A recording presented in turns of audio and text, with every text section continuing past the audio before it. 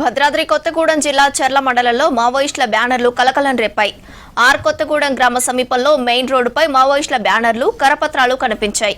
ఇవాల్టి నుంచి వచ్చే నెల ఆగస్టు 3వ తేదీ వరకు మావోయిస్టుల వారోత్సవాలను ఘనంగా నిర్వహించాలని పిలుపునిచ్చారు.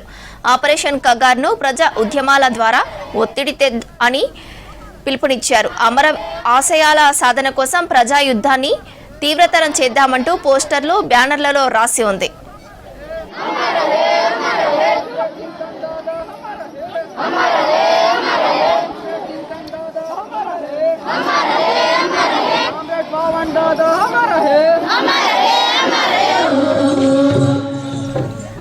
మరోవైపు తెలంగాణ, ఛత్తీస్గఢ్ సరిహద్దులో పోలీసులు హై అలర్ట్ ప్రకటించారు.